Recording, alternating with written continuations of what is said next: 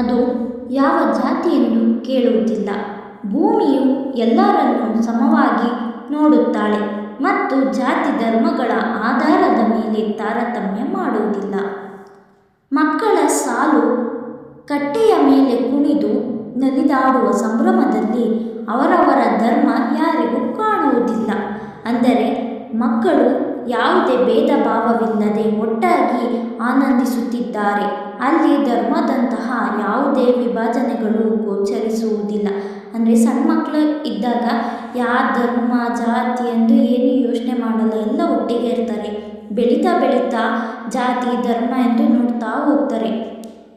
ಬೆಳೆದು ಪ್ರೌಢರಾದ ನಂತರವೂ ಜನರು ಹಸಿರು, ಕೇಸರಿ, ಹಿಜಾಬ್, ಬುರ್ಕಾ ಮುಂತಾದ ಧಾರ್ಮಿಕ ಮತ್ತು ಸಾಂಸ್ಕೃತಿಕ ವಿಷಯಗಳ ಬಗ್ಗೆ ಪ್ರಶ್ನಿಸುತ್ತದೆ. ಭಾರತದ ಭೂಮಿಯ ಮಕ್ಕಳು ಇವೆಲ್ಲವನ್ನು ಬಿಟ್ಟು ಮುಂದೆ ಸಾಗಬೇಕು. ಧರ್ಮವನ್ನು ಯಾವುದೇ ಒಂದು ಬಣ್ಣಕ್ಕೆ ಅಥವಾ ನಿರ್ದಿಷ್ಟ ಗುರುತಿಗೆ ಸೀಮಿತಗೊಳಿಸಬಾರದು. ಹಸಿರು, ಕೇಸರಿ, ಕೆಂಪು, ಬಿಳಿ, ಹಳದಿ ಹೀಗೆ ಪ್ರತಿಯೊಂದು ಬಣ್ಣವೂ ಈ ಸೃಷ್ಟಿಯ ವಿಸ್ಮಯಕರ ಸೌಂದರ್ಯದ ಭಾಗವಾಗಿದೆ. ಅಂದರೆ ಧರ್ಮವು ಯಾವುದೇ ಬಣ್ಣಕ್ಕೆ ಸೀಮಿತವಲ್ಲ, ಬದಲಿಗೆ ಪ್ರತಿಯೊಂದು ಬಣ್ಣವೂ ಈ ಸೃಷ್ಟಿಯ ಭಾಗವಾಗಿರುವಂತೆ ಧರ್ಮವೂ ಸಹ ಎಲ್ಲರಿಗೂ ಅನ್ವಯಿಸುವಂತಾಗಿದೆ. ಧರ್ಮಕ್ಕೇಕೆ ಬಣ್ಣದ ಲೇಪ? ಜಾತಿ ಮತ್ತು ಧರ್ಮದ ಭೇದವಿಲ್ಲದೆ ಎಲ್ಲರಿಗೂ ಸಮವಾಗಿ ಕಾಣುತ್ತಾಳೆ.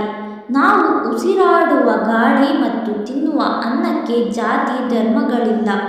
ತಾಯಿ ಭಾರತಾಂಬೆಯು ಹಿಂದೂ, ಮುಸ್ಲಿಂ, ಕ್ರೈಸ್ತ, ಜೈನ ಮತ್ತು ಬೌದ್ಧರನ್ನು ಎಂದಿಗೂ ಸವತಿ ಮಕ್ಕಳಂತೆ ಎಂದಾದರೂ ಕಾಣುವುದಿಲ್ಲ.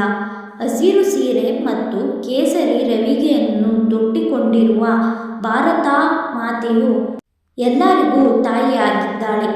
ನಮ್ಮವ್ವ ಭಾರತಿಯನ್ನು ಆಕೆಯ ಹಣೆಗೆ ತಿಲಕವಿರುತ್ತದೆ, ಮುಡಿಯಲ್ಲಿ ಚಂದ್ರನನ್ನು ಧರಿಸಿದ್ದಾಳೆ, ಕೈಯಲ್ಲಿ ತ್ರಿಶೂಲವನ್ನು ಹಿಡಿದಿದ್ದಾಳೆ ಮತ್ತು ಶತ್ರುಗಳನ್ನು ನಾಶ ಮಾಡುವ ಶಕ್ತಿಯನ್ನು ಹೊಂದಿದ್ದಾಳೆ. ಭೂಮಿ ಪೂಜೆಗೆ ಎಲ್ಲ ಧರ್ಮದವರು ಒಟ್ಟಾಗಿ ಭಕ್ತಿಯಿಂದ ಬನ್ನಿ. ನಮ್ಮೆಲ್ಲರ ಹೆತ್ತ ತಾಯಿ. ಎಲ್ಲ ಧರ್ಮದವರು ಭಕ್ತಿಯಿಂದ ಪೂಜಿಸಿ ಬನ್ನಿ ನಿಮ್ಮ ಹೆತ್ತವ್ವ. ಧರ್ಮವೆಂದರೆ ಜಾತಿ ಮತ್ತು ನೀತಿ. ಕೇಸರಿ ಬಣ್ಣವಾಗಲಿ ಅಥವಾ ಹಸಿರು ಬಣ್ಣವಾಗಲಿ, ಎಲ್ಲ ಬಣ್ಣಗಳು ಮತ್ತು ವಸ್ತುಗಳು ಭೂಮಿಯ ಗರ್ಭದಿಂದಲೇ ಹುಟ್ಟಿದೆ. ಹಸಿರಲ್ಲವೇ ಅಂದರೆ ಬಣ್ಣಗಳು ಅಥವಾ ಬೇರೆ ಬೇರೆ ಧರ್ಮಗಳ ಹೆಸರಿನಲ್ಲಿ ಭಿನ್ನ ಅಭಿಪ್ರಾಯವನ್ನು ಮರೆತು ಎಲ್ಲರೂ ಒಂದೇ ಪ್ರೀತಿ ಮತ್ತು ನೀತಿಯೇ ನಿಜವಾದ ಧರ್ಮ.